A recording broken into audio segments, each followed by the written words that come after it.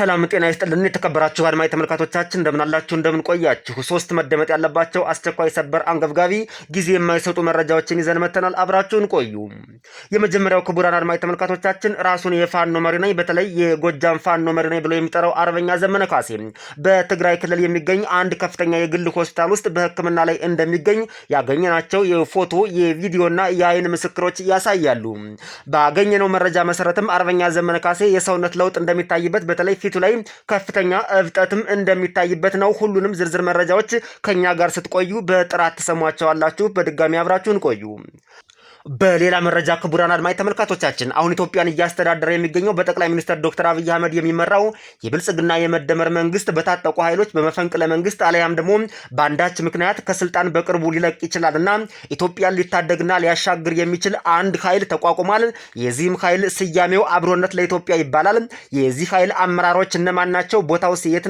ነው የተመሰረተው እውንስ ኢትዮጵያን ያሻግር ይሆን የሚለውን ዝርዝር መረጃ ተሰሙታላችሁ መደመጥ ያለበት እጅግ በጣም አስቸኳይ ሌላኛው መረጃ ሆኖ ተገኝቷል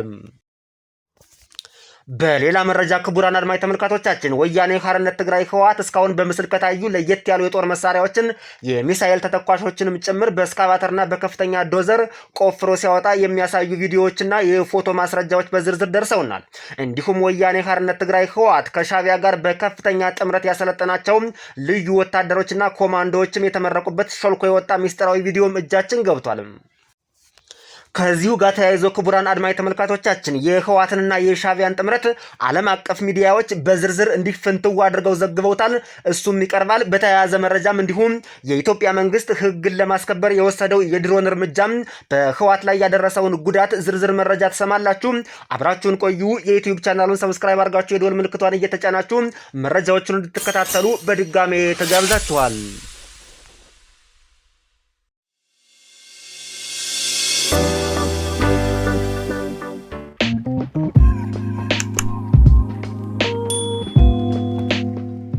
Ethiopian opposition groups launch AbroNet Ethiopia initiative for transitional government, sparking federal backlash. Addis Ababa, November 9th, 2025. A coalition of Ethiopian diaspora activists and domestic politicians has announced the creation of AbroNet Ethiopia, Unity for Ethiopia, a new committee dedicated to forming a transitional government to address the country's deepening crises. The group, which includes figures critical of Prime Minister Abiy Ahmed's administration, claims the initiative is a response to ongoing political instability, security challenges, and economic hardships. Participants argue that after years of conflict and governance failures, a broad-based transitional framework is essential for peace and democratic reform. The announcement has drawn sharp criticism from federal authorities, who view the committee as an illegitimate attempt to undermine the constitutional order. Government spokespersons have labeled it a foreign influence plot, warning of potential legal actions against those involved. Similar calls for transitional arrangements have emerged from recent diaspora-led conferences in Amsterdam and the United States, highlighting growing divisions within Ethiopia's political landscape. ወደፊት ለሚካሄድ የሽግግር ጊዜ ፍትህ ዲሞክራሲያዊ ምርጫና የህዝብ ውሳኔ ወደ ጎን በማቆየት ያለምንም ቅድመ ሁኔታ በአፋጣኝ ተባብረንና እጅ ለእጅ ተያይዘን ለዘላቂ ለውጥ የሚያበቃን አገዛዝ አንበርክክ ህዝባዊ እንድተኝነትን ለማካሄድ ወደሚያስችለን የትግል ደረጃ በፍጥነት ልንሸጋገር ይገባል እንላለን የአብሮነት ኢትዮጵያ ጥቅምት 29 ቀን 2018 ዓመተ ምህረት ስንተባበር እናሸንፋለን እንግዲህ በተቀመጠው አሁን ለአጭር ጊዜ ያቀርናቸው ሁለት ስራዎች አሉ አንዱ የሰነድ ዝግጅት ስራ ነው ይሄን ትግል በህዝባዊ እንድተኝነት እንዴት ነው ህዝቡ ሊያሸንፍ የሚችለው የሚለውን ጥያቄ በብቃት የሚመልስ አንድ ሰነድ ለማዘጋጀት አቀደናል ሁለተኛው ደግሞ አገዛዙ በተለያየ ምክንያት ከስልጣን ሊወርድ ይችላል በአሁን የታጠቁ ኃይሎች በሚያደርጉት ትግል ምናልባት ከስልጣን ሊወርድ ይችላል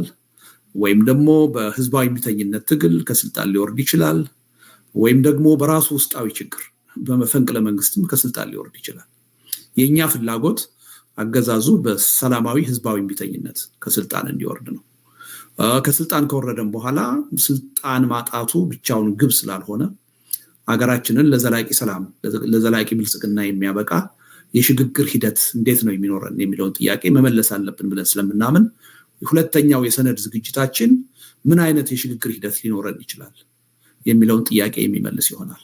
የተመረጥነው የሥራ አስፈጻሚ ኮሚቴ አባላት ከአሁን በኋላ የአብሮነትን የዕለት ተዕለት ስራ የምንመራ ነው የምንሆነው። መጀመሪያው በሰብሳቢነት የተመረጥኩት ወይም የተመደብኩት እኔ ነኝ። ፕሮፌሰር ሕዝቅኤል ጋቢሳ የአብሮነት ኢትዮጵያ የህዝብ ግንኙነት ቋሚ ኮሚቴ ሰብሳቢ ሆነው ተመርጠዋል። እንግዲህ ክቡራን አድማጭ ተመልካቾቻችን እንደሰማችኋቸው እንዳያችኋቸውና እንዳዳመጣችኋቸው መኖሪያቸውን በውጭ ሀገር ያደረጉ ኃይሎች በመሰባሰብ አብሮነት ለኢትዮጵያ የሚል አንድ ኃይል አቋቁመዋል። የዚህ ኃይል ዋናው አመራር ደግሞ ልደቱ አያሌው ሲሆን እነ ፕሮፌሰር ሕዝቅኤልም አሉበት። ሌሎችም ኃይሎች ቀስ በቀስ እንደሚቀላቀሉት ነው መረጃዎች እየወጡ የሚገኘው። ይህ ኃይል ገና ከጅምሩ የጨነገፈና ሀሳቡ መሬት ላይ የሌለ መሬት ላይ ሊተገበር የማይችል አይዲያሊስት የሆነ ሀሳብ ነው ይዘው የተንቀሳቀሱት። በመጀመሪያ የሀሳባቸው ሞቶ ሲታይ ምንድነው ኢትዮጵያ ውስጥ ሰላማዊ ምርጫ የሚባልን ወደ ጎን በመተው ይላል። ይሄ የመጀመሪያው ሊሰመርበት የሚገባው ሀሳብ ነው። ክቡራን አድማጭ ተመልካቾቻችን ሰላማዊ ምርጫ ትግል የሚባለውን ወደ ጎን በመተው ህዝባዊ እምቢተኝነትና ህዝባዊ ትግልን እናንቀሳቅሳለን ይላል። ይሄ ፍጹም ከዲሞክራሲ ፕሪንሲፕል ጋር አብሮ የማይሄድና ከአንድ ፓርቲ ዓላማ በተለይ ራሴን ውጭ ሀገር አድርጌያለሁ ከሚል የሰለጠነ ዓለም ውስጥ አለው የሚል ኃይል ጋር አብሮ የማይሄድ ሀሳብ መሆኑን ከጅምሩ እንመለከተዋለን። ሲቀጥል ክቡራን አድማጭ ተመልካቾቻችን የኢትዮጵያ መንግስት አሁን ኢትዮጵያን እያስተዳደረ ያለው በጠቅላይ ሚኒስትር ዶክተር አብይ አህመድ የሚመራው የመደመር የብልጽግና መንግስት ኢትዮጵያን ያሻግራል ተብሎ በርካቶች እምነትና ተስፋ የጣሉበትን መንግስት እነሱ እንደሚሉት እንግዲህ በህዝባዊ እምቢተኝነት ይወገዳል ይሄ ኃይል ነው። በተለይ ደግሞ ይሄ ኃይል በታጠቁ ኃይሎች በመፈንቅለ መንግስት ወይም በአንዳች በሆነ ምክንያት ከስልጣን ይወገዳል ብለው ነው እነዚህ ኃይሎች ሀሳብ የሚሰጡት።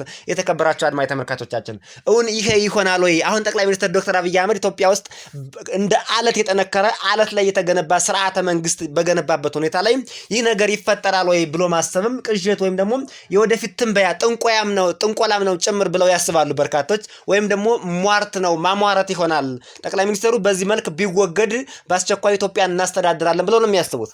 ሌላው ክቡራን አድማጭ ተመልካቾቻችን እውነት እነዚህ ኃይሎች ኢትዮጵያን ያሻግሯታል ወይም ደግሞ ክፉን ያረቀልንና አንፈልገውም አንመኘውም እንጂ ጠቅላይ ሚኒስትር ዶክተር አብይ አህመድ ኢትዮጵያን ከማስተዳደር ቢታቀቡ ወይም ደግሞ የብልጽግና መንግስት ኢትዮጵያን ከማስተዳደር ቢታቀብ እውነት እነዚህ ኃይሎች መተው ኢትዮጵያ ውስጥ ኢትዮጵያን የማስተዳደር አቅምና ችሎታው አላቸው ወይ? የነ ፕሮፌሰር ሕዝቅኤል ሐሳብ እንዲሁም የነ ልደቱ አያሌው ሐሳብ ኢትዮጵያን ያሻግራል ወይ የሚለው ጥያቄ ምልክት ውስጥ ነው። ልደቱ አያሌው በቀላሉ ጠቅላይ ሚኒስትር ዶክተር አብይ አህመድ አያረጉትም እንጂ አንድ ሎጅ ልገንባልህ ላሊበላ ላይ ወይም ደግሞ ሌላ የምትፈልገው አካባቢ የሆነ ሪዞርት በስም ላስገንባልህ ወይም ላሊበላ ሳትጨርሰው የቀረኸውን ጀምረኸው የራስክን ቤት እንኳን የራስክን ሎጅ መጨረስ ያልቻልከውን ላስጨርስልህ የኛ መንግስት የተጀመሩ ነገሮችን የማስጨረስ ብቃት አለው ቢለው ጠቅላይ ሚኒስትር ዶክተር አብይ አህመድ በ24 ሰዓት ውስጥ መጥቶ የብልጽግና ሰፖርተር እንደሚሆንና ከብልጽግና ጎን እንደሚሰራ የማያሻማ እውቅና አለን በዚህ ዙሪያ ማለት ነው። የኢትዮጵያ መንግስት ስለማይፈልገው ነው ትቶት ነው ልደቱን እንጂ ልደቱ በውስጡም ዶክተር አብይን ወይም አሁን ያለውን ኢትዮጵያን እያስተዳደረ ያለውን መንግስት የሚቃወም ኢነር የሆነ ሐሳብ የለውም ለማለት ነው። ክቡራን አድማጭ ተመልካቾቻችን የእናንተን ሐሳብ አስተያየት ደግሞ እዚህ ጋር እንግዲህ በሰፊው ተጽፉትና በርካታ ኢትዮጵያውያን የመንግስት ባለስልጣናትም ይመለከቱታል፣ ያነቡታል፣ ሐሳብ አስተያየታቸውን ይሰጡታል።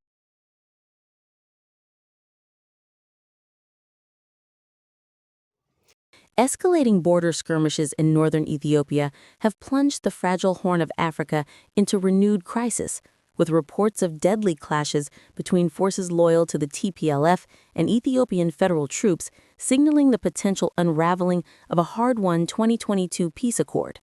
The violence, which erupted last week in the Afar region, has already displaced over 2,000 civilians and prompted stark accusations of illicit alliances that could draw in neighboring Eritrea and even Amhara militias. ሌላው መረጃ ክቡራን አድማጭ ተመልካቾቻችን ወያኔ ሓርነት ትግራይ ህወሓት የጦር መሳሪያዎችን ለረጅም ጊዜ ደብቆ በማቆየት በዋሻና በተለያዩ አካባቢዎች ያሉትን በስካቫተርና በዶዘር ቆፍሮ እያወጣ ይገኛል። እጅግ በጣም አስገራሚው መረጃ ደግሞ ተቆፍረው ከሚወጡት መሳሪያዎች መካከል የሚሳኤል ተተኳሾችም ጭምር እንደሚገኙበት ነው መረጃዎች እየወጡ የሚገኙት። ወያኔ ሓርነት ትግራይ ይህን ሁሉ ከደበቀ በኋላ በሌላ በኩል ደግሞ እንዲሁም የኢትዮጵያ መንግስት በድሮን ደበደበኝ፣ የድሮን ጥቃት ፈጸመብኝ፣ የፕሪቶሪያውን ስምምነት ጣሰ ሲል ይደመጣል።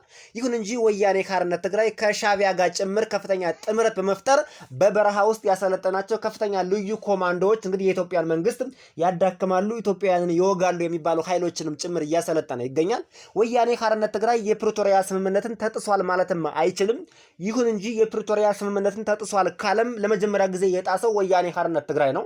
በፕሪቶሪያው ስምምነት መሰረት ወያኔ ሓርነት ትግራይ ለአንዴና ለመጨረሻ ጊዜ ዲስአርምድ እንዲሆን ተወስኗል። ምንም አይነት ትጥቅ እንዳይኖረው ተወስኗል። ይሁን እንጂ ወያኔ ሓርነት ትግራይ ቀድሞ የፕሪቶሪያ ስምምነትን በመጣስ በከፍተኛ ሁኔታ ልዩ ኮማንዶን ጭምር እያሰለጠነ እንደሚገኝና እንዲሁም የተቀበሩ የጦር መሳሪያዎችን በማውጣት ላይ እንደሚገኝ ኢትዮጵያንም ለመውጋት ከኤርትራ ጋር እንዲሁም ከግብጽ ጋርም ሳይቀር ከሌሎችም ኢትዮጵያ ውስጥ ከታጠቁ ኃይሎች ጋርም ሳይቀር ከፍተኛ ጥምረት እንዳለው ነው መረጃዎች እየወጡ የሚገኙት። ክቡራን አድማጭ ተመልካቾቻችን በየትኛውም መንገድ ወያኔ ሓርነት ትግራይ ህወሓት አሁን ባለበት ቁመናም ሆነ እስካሁን በነበረው የፕሪቶሪያው ስምምነት ተጥሷል ማለት አይችልም። ሲጀመር ኢትዮጵያን የሚያስተዳድራት የኢትዮጵያ መንግስት እንጂ የፕሪቶሪያ ስምምነት ወይም ፕሪቶሪያ ሊሆን አይችልም። የኢትዮጵያ መንግስት ሆደ ሰፊ ስለሆነ ቻይ ስለሆነ በውይይት የሚያምን ስለሆነ ከታጠቁ ኃይሎችም ጋር ቢሆን ሰላማዊ ውይይት ካለ የትም ቦታ ቢሆን ፓወር ሰጥቶ አቅም ሰጥቶ በዚህ ደረጃ ለመወያየት ቁርጠኛ ስለሆነ እንጂ አሁን የፕሪቶሪያው ስምምነት ለኢትዮጵያ አስፈላጊም ነው ተብሎም አይታሰብም። ምክንያቱም የኢትዮጵያ መንግስት ሀገሩን ሙሉ በሙሉ ማስተዳደር አለበት። ማንኛውም የታጠቀ ኃይል ከኢትዮጵያ መንግስት ኃይልና አቅም ውጭ መሆን የለበትም። የትግራይ ክልል ሌላ ኃይል ምንም አያስፈልግም። በኢትዮጵያ መንግስት ቁጥጥር ስር መሆን አለበት። ፕሪቶሪያ ቢኖርም ባይኖርም ለኢትዮጵያ መንግስት መገዛት ግድ ይላቸዋል ማለት ነው። ይሄን በመጀመሪያ ደረጃ ማንኛውም ኢትዮጵያ ማወቅ አለበት። ፕሪቶሪያ የሚባለው ጠቅላይ ሚኒስትሩም ተናግረዋል። ፕሪቶሪያ ግራ እያጋባይ ነው፣ የሞሰቡ ሳለ የምጣዱ ሳለ የእንቅቡ ተንቃቃ ይላል ብለው ጠቅላይ ሚኒስትሩ ተናግረዋል። የምጣዱ ሳለ የእንቅቡ ተንጣጣ ማለት እሳት ላይ የተጣደውም ዋናው ነገር ሳይበስል ወይም ደግሞ እሳት ተሰማኝ ሳይል እሳት ውስጥ ያልገባው ሌላው ፓርት ተሰማኝ እንደማለት ነው። እንግዲህ ምሳሌያዊ አነጋገሩን በበለጠ አድማጮቻችን እናንተ ልታብራሩት ትችላላችሁ። ፕሪቶሪያ ያለው ወይም ደቡብ አፍሪካ ያለው ስምምነት አይደለም ለኢትዮጵያ በጣም መጨነቅ ያለበት። የፕሪቶሪያ ስምምነት ለኢትዮጵያ ጠቃሚ አይደለም አያስፈልግም እያልን ሳይሆን ከዛ በይበልጥ ግን ኢትዮጵያን እያስተዳደረ ያለው መንግስት አሁን እሱ የሚለውን ማዳመጥ ግድ ይለዋል። ማንኛውም ኢትዮጵያ ውስጥ ያለ ወይም ደግሞ ሐሳብ አለኝ ካለ እንኳን በሰላማዊ መንገድ መወያየት ሐሳቡን ማንሳት ይችላል ለማለት ነው። ክቡራን አድማጭ ተመልካቾቻችን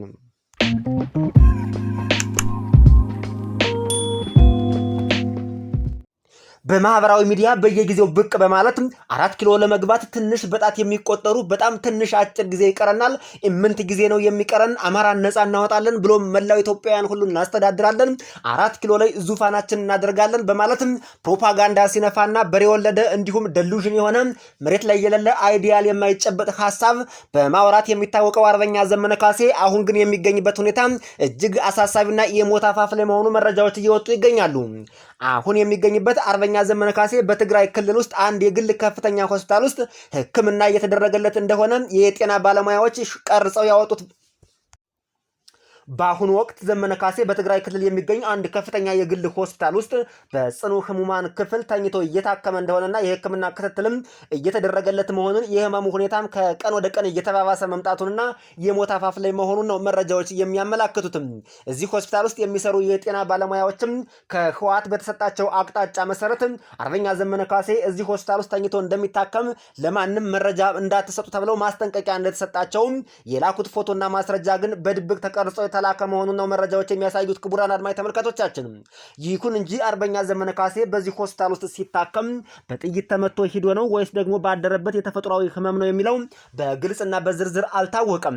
ሰውነቱ ላይም የቅርጽ ለውጥ ይታይበታል። ፊቱ ላይ እንዲሁም እግሩ ላይ ከፍተኛ እብጠት ይታያል ሲሉ ነው የጤና ባለሙያዎቹ መረጃውን ያደረሱትም። ፊቱ ላይ የሚያሳየው ከፍተኛ እብጠት ምናልባት የኩላሊት ችግር ሊሆን ይችላል ሲሉም በርካቶች ትንበያቸውን የሰጡ ሲሆን አርበኛ ዘመነ ካሴ በምን አይነት ህመም በምን አይነት ምክንያት ሆስፒታል ውስጥ ገብቶ እንደሚታከምና የህመሙ ሁኔታ እስካሁን አልተረጋገጠም።